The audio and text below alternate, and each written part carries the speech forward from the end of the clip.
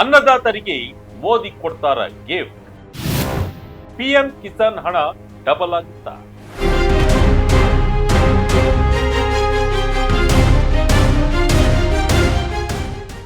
ವಿಜಯ ಕರ್ನಾಟಕ ವೀಕ್ಷಕರಿಗೆ ಸ್ವಾಗತ. ನಾನು ಶಂಕರ್ ನಾಗೆತ್ತು. ಕೇಂದ್ರ ಬಜೆಟ್ಗೆ ದಿನಗಣನೆ ಶುರುವಾಗಿದೆ. ಇದೇ ಮೊದಲ ಬಾರಿಗೆ ಭಾನುವಾರ ದೇಶದ ಮುಂಗಡ ಪತ್ರವನ್ನ ವಿತ್ತ ಸಚಿವೆ ನಿರ್ಮಲಾ ಸೀತಾರಾಮನ್ ಮಂಡಿಸಲಿದ್ದಾರೆ. ಮೋದಿ 3.0 ಸರ್ಕಾರದ ಬಜೆಟ್ ಮೇಲೆ ಜನರ ನಿರೀಕ್ಷೆ ಮುಗಿಲು ಮುಟ್ಟಿದೆ. ಅದರಲ್ಲೂ ಭಾರತದ ಆರ್ಥಿಕತೆಯ ಬೆನ್ನೆಲುಬು ಕೃಷಿ ವಲಯದ ನಿರೀಕ್ಷೆಗಳು ಕೂಡ ಗರಿಗೆದರಿವೆ. ದೇಶದ ಗ್ರಾಮೀಣ ಆರ್ಥಿಕತೆಯ ಜೀವನಾಡಿಯಾಗಿರುವ ಕೃಷಿ ವಲಯದ ಕೆಲಸಗಳ ಮೇಲೆಯೇ 46% ಜನರು ಅವಲಂಬಿತರಾಗಿದ್ದಾರೆ. ಆದರೆ ವಿಪರ್ಯಾಸ ಅಂದ್ರೆ ಇಷ್ಟು ದೊಡ್ಡ ಪ್ರಮಾಣದ ಜನರಿಗೆ ಕೆಲಸ ನೀಡುವ ಈ ವಲಯ ದೇಶದ ಒಟ್ಟು ಜಿಡಿಪಿಗೆ ನೀಡುತ್ತಿರುವ ಕೊಡುಗೆ ಮಾತ್ರ 20%ಕ್ಕಿಂತಲೂ ಕಡಿಮೆ ಇದೆ. ಈ ಅಸಮತೋಲನವನ್ನ ಸರಿಪಡಿಸುವ ತುರ್ತು ಇದ್ದು ಈ ಬಜೆಟ್ ನಲ್ಲಿ ಅನೇಕ ಘೋಷಣೆಗಳನ್ನ ನಿರ್ಮಲಾ ಸೀತಾರಾಮನ್ ಮಾಡುವ ನಿರೀಕ್ಷೆ ಹೆಚ್ಚಿದೆ. ವಿಕಸಿತ ಭಾರತದ ಗುರಿಯನ್ನ ಇಟ್ಟುಕೊಂಡು ಕೃಷಿಗೆ ಹೆಚ್ಚಿನ ಆದ್ಯತೆ ನೀಡುವ ಸಾಧ್ಯತೆ ಇದೆ. ಈ ಹಿನ್ನೆಲೆ ಫೆಬ್ರವರಿ 1, 2026 ಮಂಡನೆಯಾಗಲಿರುವ ಬಜೆಟ್ ನಲ್ಲಿ ಕೃಷಿ ವಲಯಕ್ಕೆ ಗೋಲ್ಡನ್ ಅವಕಾಶ ಸಿಗುತ್ತಾ? ರೈತರ ಆದಾಯ ಹೆಚ್ಚಿಸಲು ಸರ್ಕಾರ ಯಾವೆಲ್ಲ ರಣತಂತ್ರ ರೂಪಿಸಬಹುದು? ಪಿಎಂ ಕಿಸಾನ್ ಯೋಜನೆ ಹಣ ಹೆಚ್ಚಾಗುತ್ತಾ ಎಂಬುದರ ಕಂಪ್ಲೀಟ್ ಡೀಟೇಲ್ಸ್ ಅನ್ನು ನೋಡೋಣ ಈ ವಿಡಿಯೋದಲ್ಲಿ. ತುಂಡು ಭೂಮಿ, ಹವಾಮಾನ ವೈಪರೀತ್ಯದ ಹೊಡೆತ, ರೈತನ ಆದಾಯಕ್ಕೆ ಕತ್ತರಿ ಹಾಕ್ತಿರುವ ಸಮಸ್ಯೆಗಳೇನು? ಹೌದು, ಈ ಬಾರಿಯ ಕೇಂದ್ರ ಬಜೆಟ್ ಹಲವು ಕಾರಣಕ್ಕೆ ಗಮನ ಸೆಳೆಯುತ್ತಿದ್ದು ಕೃಷಿ ಕ್ಷೇತ್ರ ಸ್ವಲ್ಪ ಹೆಚ್ಚೇ ನಿರೀಕ್ಷೆಗಳನ್ನ ನಿರ್ಮಲಾ ಸೀತಾರಾಮನ್ ಹಾಗೂ ಮೋದಿ ಮೇಲೆ ಇಟ್ಟುಕೊಂಡಿದೆ. ಬಜೆಟ್ ನಿರೀಕ್ಷೆಗಳ ಬಗ್ಗೆ ಮಾತನಾಡುವ ಮುನ್ನ ಕೃಷಿ ವಲಯ ಎದುರಿಸುತ್ತಿರುವ ನೈಜ ಸವಾಲುಗಳನ್ನ ನಾವು ಅರ್ಥ ಮಾಡಿಕೊಳ್ಳಬೇಕು. ಮೊದಲನೇದಾಗಿ ಭೂಮಿಯ ಒಡೆತನದ ಸಮಸ್ಯೆ. ಭಾರತದಲ್ಲಿ 85%ಕ್ಕಿಂತಲೂ ಹೆಚ್ಚು ರೈತರು ಸಣ್ಣ ಮತ್ತು ಅತಿ ಸಣ್ಣ ರೈತರಾಗಿದ್ದಾರೆ. ಇವರಲ್ಲಿರುವ ಭೂಮಿ ತುಂಡು ತುಂಡಾಗಿದ್ದು ಇದರಿಂದಾಗಿ ದೊಡ್ಡ ಮಟ್ಟದ ಉತ್ಪಾದನೆ ಮಾಡಲು ಸಾಧ್ಯವಾಗುತ್ತಿಲ್ಲ. ಇದು ಕಡಿಮೆ ಉತ್ಪಾದಕತೆ ಮತ್ತು ಅಸಮರ್ಪಕ ಮೂಲಸೌಕರ್ಯಕ್ಕೆ ಕಾರಣವಾಗಿದೆ. ಇದರ ಪರಿಣಾಮವಾಗಿ ಕೊಯ್ಲಿನ ನಂತರದ ನಷ್ಟಗಳು, ಮಾರುಕಟ್ಟೆ ಪ್ರವೇಶದ ಸವಾಲುಗಳು ಮತ್ತು ಬೆಲೆ ಏರಿಳಿತದ ಸಮಸ್ಯೆಗಳು ರೈತರ ಆದಾಯವನ್ನು ಕುಗ್ಗಿಸುತ್ತಿವೆ. ಗಾಯದ ಮೇಲೆ ಬರೆ ಎಳೆದಂತೆ ಹವಾಮಾನ ಬದಲಾವಣೆ, ವಿಪರೀತ ಮಳೆ, ಬರಗಾಲದಂತಹ ಬಾಹ್ಯ ಆಘಾತಗಳು ಮತ್ತು ದೇಶೀಯ ಸಪ್ಲೈ ಚೈನ್ಗಳ ಮೇಲೆ ಪರಿಣಾಮ ಬೀರುವ ಜಾಗತಿಕ ಘಟನೆಗಳು ಪರಿಸ್ಥಿತಿಯನ್ನ ಮತ್ತಷ್ಟು ಹದಗೆಡಿಸಿವೆ. ಕಳೆದ ಕೆಲವು ಬಜೆಟ್ಗಳಲ್ಲಿ ಈ ಸಮಸ್ಯೆಗಳಿಗೆ ಮುಲಾಮು ಹಚ್ಚುವ ಪ್ರಯತ್ನ ನಡೆದಿದ್ದರೂ ಈಗ ಲಾಂಗ್ ಟರ್ಮ್ ಪರಿಹಾರ ಬೇಕಾಗಿದೆ. ಕೃಷಿ ಮತ್ತು ಪೂರಕ ವಲಯಗಳಲ್ಲಿ ಮೌಲ್ಯವನ್ನ ಹೆಚ್ಚಿಸಲು ಸರ್ಕಾರ ಈಗಲಾದರೂ ನಿರ್ಣಾಯಕ ಹಸ್ತಕ್ಷೇಪ ಮಾಡುವ ಅಗತ್ಯವಿದೆ.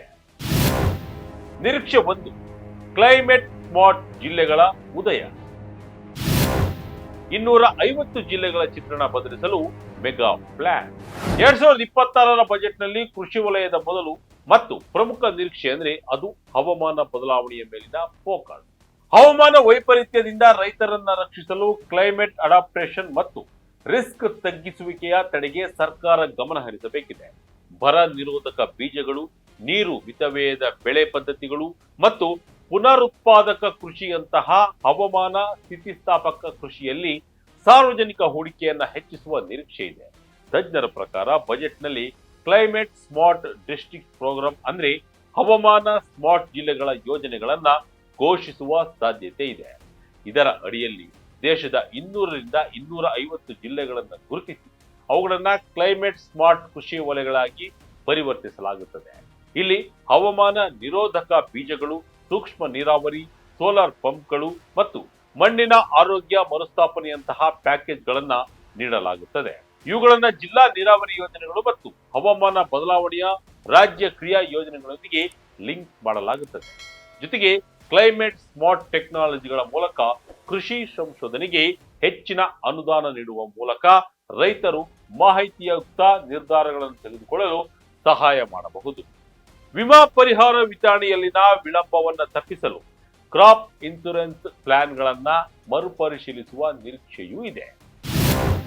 ನಿರೀಕ್ಷೆ 2, ಸಾಂಪ್ರದಾಯಿಕ ಬೆಳೆಗಳಿಂದ ಬದಲಾವಣೆ. ಎಣ್ಣೆಕಾಳು, ಬೇಳೆಕಾಳುಗಳತ್ತ ಅನ್ನದಾತರ ಚಿತ್ತ. ಎರಡನೇ ಪ್ರಮುಖ ನಿರೀಕ್ಷೆ ಅಂದ್ರೆ ಬೆಳೆ ವೈವಿಧ್ಯೀಕರಣ ಅಥವಾ ಕ್ರಾಪ್ ಡೈವರ್ಸಿಫಿಕೇಶನ್. ಐತಿಹಾಸಿಕವಾಗಿ ನಮ್ಮ ಪಡಿತರ ನೀತಿಗಳನ್ನ ಮತ್ತು ಬೆಂಬಲ ಬೆಲೆಗಳಿಂದಾಗಿ ಹೆಚ್ಚು ನೀರು ಬಳಸುವ ಏಕದಳ ಧಾನ್ಯಗಳನ್ನೇ ಹೆಚ್ಚಿನ ರೈತರು ಬೆಳೆಯುತ್ತಿದ್ದಾರೆ. ಇದು ಆಹಾರ ಭದ್ರತೆಯನ್ನ ಒದಗಿಸಿವೆಯಾದರೂ ಪರಿಸರದ ಮೇಲೆ ಒತ್ತಡ ಹೇರಿದೆ ಮತ್ತು ಆದಾಯದ ಬೆಳವಣಿಗೆಯನ್ನ ಸೀಮಿತಗೊಳಿಸಿದೆ. ಹೀಗಾಗಿ 2020ರ ಬಜೆಟ್ ಬೇಳೆಕಾಳುಗಳು, ಎಣ್ಣೆಕಾಳುಗಳು, ಹಣ್ಣುಗಳು, ತರಕಾರಿಗಳು ಮತ್ತು ಸಿರಿಧಾನ್ಯಗಳಂತಹ ಹೆಚ್ಚಿನ ಮೌಲ್ಯದ ಬೆಳೆಗಳತ್ತ ಬದಲಾವಣೆಗಳನ್ನ ವೇಗಗೊಳಿಸುವ ನಿರೀಕ್ಷೆ ಇದೆ.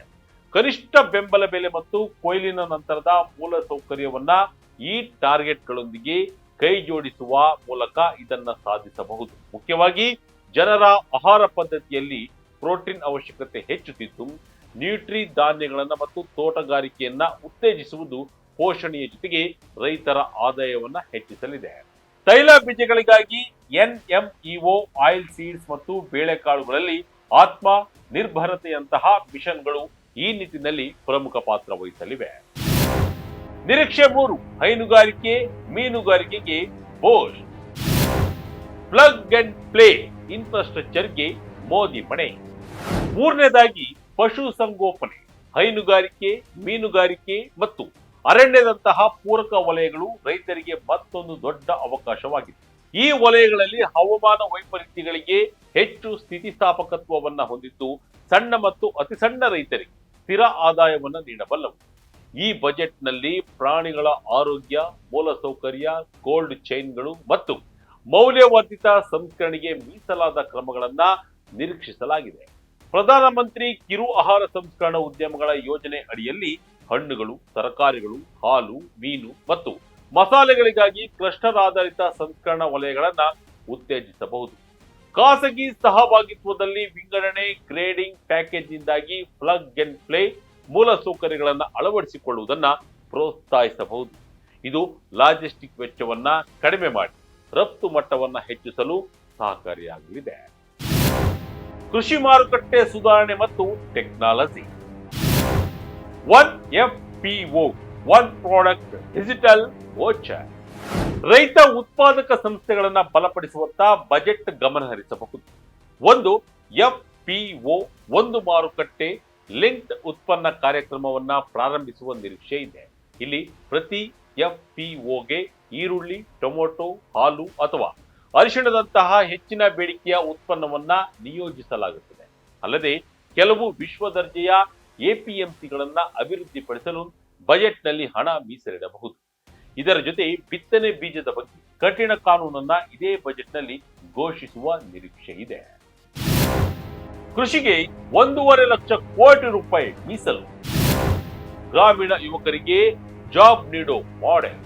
ಇನ್ನು ತಂತ್ರಜ್ಞಾನದ ವಿಷಯಕ್ಕೆ ಬಂದರೆ ಮಣ್ಣಿನ ಸೆನ್ಸಾರ್ಗಳು, ಡ್ರೋನ್ಗಳು ಮತ್ತು ಮೈಕ್ರೋ ನೀರಾವರಿ ಕಂಟ್ರೋಲರ್ನಂತಹ ಉಪಕರಣಗಳ ವೆಚ್ಚದ 30% ರಿಂದ 40% ಡಿಜಿಟಲ್ ಸಲಕರಣೆ ಸಬ್ಸಿಡಿಗಳನ್ನ FPOಗಳಂತಹ ಮೂಲಕ ನೀಡುವ ಗುರಿಯನ್ನ ಹೊಂದಬಹುದು.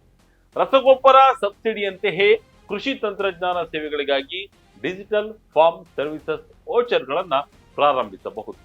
ರೈತರು ಈ ವೋಚರ್ ಬಳಸಿ ಸಬ್ಸಿಡಿ ದರದಲ್ಲಿ AI ಆಧಾರಿತ ಸಲಹೆಗಳನ್ನ ಪಡೆಯಬಹುದು. ಪಂಚಾಯತ್ ಮಟ್ಟದಲ್ಲಿ ಹಂಚಿಕೆಯ ಟೆಕ್ ಸೆಂಟರ್ಗಳನ್ನು ಸ್ಥಾಪಿಸಿ ಗ್ರಾಮೀಣ ಯುವಕರಿಗೆ ಉದ್ಯೋಗ ನೀಡುವ ಮಾದರಿಯನ್ನು ಕೂಡ ಈ ಬಜೆಟ್ನಲ್ಲಿ ನಿರೀಕ್ಷಿಸಲಾಗಿದೆ. ಇನ್ನು ಕೃಷಿ ವಲಯಕ್ಕೆ ಕಳೆದ ಬಜೆಟ್ನಲ್ಲಿ 1.37 ಲಕ್ಷ ಕೋಟಿ ರೂಪಾಯಿಯನ್ನ ಮೀಸಲಿಡಲಾಗಿತ್ತು. ಅದು ಈ ಸಲ 1.5 ಲಕ್ಷ ಕೋಟಿ ರೂಪಾಯಿಗೆ ಏರಿಕೆಯಾಗುವ ನಿರೀಕ್ಷೆ ಇದೆ. 6,000 ಸಾಲಲ್ಲ, 12,000 ಬೇಕು ಅಂತಿದ್ದಾರೆ ರೈತರು. ಫೆಬ್ರವರಿ 1ರಂದು ಸಿಗುತ್ತಾ ಸಿಹಿ ಸುದ್ದಿ. ಈಗ ಮೇನ್ ವಿಷಯಕ್ಕೆ ಬರೋಣ. ದೇಶದ ಕೋಟ್ಯಾಂತರ ರೈತರು ಎದುರು ನೋಡುತ್ತಿರುವುದು ಪ್ರಧಾನಮಂತ್ರಿ ಕಿಸಾನ್ ಸಮ್ಮಾನ್ ನಿಧಿ ಯೋಜನೆಯ ಅಪ್ಗ್ರೇಡ್. ಪ್ರಸ್ತುತ ಅರ್ಹ ಭೂಮಿ ಹೊಂದಿರುವ ರೈತರಿಗೆ ವಾರ್ಷಿಕವಾಗಿ ತಲಾ 2,000 ರೂಪಾಯಿಯಂತೆ 3 ಕಂತುಗಳಲ್ಲಿ ಒಟ್ಟು 6,000 ರೂಪಾಯಿಗಳನ್ನ ನೀಡಲಾಗುತ್ತಿದೆ. ಆದರೆ ಬೀಜಗಳು, ರಸಗೊಬ್ಬರಗಳು ಮತ್ತು ಡೀಸೆಲ್ನಂತಹ ಕೃಷಿ ಒಳಹರಿವಿನ ವೆಚ್ಚಗಳು ಗಗನಕ್ಕೇರಿವೆ. ಹೀಗಾಗಿ ಈ ಸಲದ ಕೇಂದ್ರ ಬಜೆಟ್ನಲ್ಲಿ ಈ ಮೊತ್ತವನ್ನು ಹೆಚ್ಚಿಸಬೇಕೆಂದು ರೈತರು ಮತ್ತು ಕೃಷಿ ತಜ್ಞರು ಬಲವಾಗಿ ಒತ್ತಾಯಿಸುತ್ತಿದ್ದಾರೆ. ಹಣದುಬ್ಬರದ ಹಿನ್ನೆಲೆಯಲ್ಲಿ ಈಗಿರುವ 6,000 ರೂಪಾಯಿ ಸಾಕಾಗುವುದಿಲ್ಲ. ಆದ್ದರಿಂದ ವಾರ್ಷಿಕ ಪಾವತಿಯನ್ನ 6,000ದಿಂದ 8,000ಕ್ಕೆ ಅಥವಾ 12,000ಕ್ಕೆ ಹೆಚ್ಚಿಸಬೇಕು ಎಂಬುದು ಬೇಡಿಕೆ ಜೋರಾಗಿದೆ. ಈ ಹಿಂದೆ ಸಂಸದೀಯ ಸಮಿತಿ ಒಂದು ಇದನ್ನ 12,000 ರೂಪಾಯಿಗೆ ಡಬಲ್ ಮಾಡಲು ಶಿಫಾರಸು ಮಾಡಿತ್ತು. ಆದರೆ ಸರ್ಕಾರ ಇನ್ನು ಯಾವುದೇ ಬದಲಾವಣೆಯನ್ನ ಅನುಮೋದಿಸಿಲ್ಲ. ಬಜೆಟ್ನಲ್ಲಿ ಈ ಬಗ್ಗೆ ಘೋಷಣೆಯಾದರೂ ಆಗಬಹುದು. ಸದ್ಯಕ್ಕೆ 11 ಕೋಟಿಗೂ ಹೆಚ್ಚು ರೈತರಿಗೆ ನೇರ ಲಾಭ ವರ್ಗಾವಣೆ ಅಂದ್ರೆ ಡಿಪಿಟಿ ಮೂಲಕ ಸಹಾಯ ಮಾಡುತ್ತಿರುವ ಈ ಯೋಜನೆ ಈ ಬಾರಿ ಬದಲಾಗುತ್ತೆ ಎಂಬುದನ್ನ ಕಾದು ನೋಡಬೇಕಿದೆ.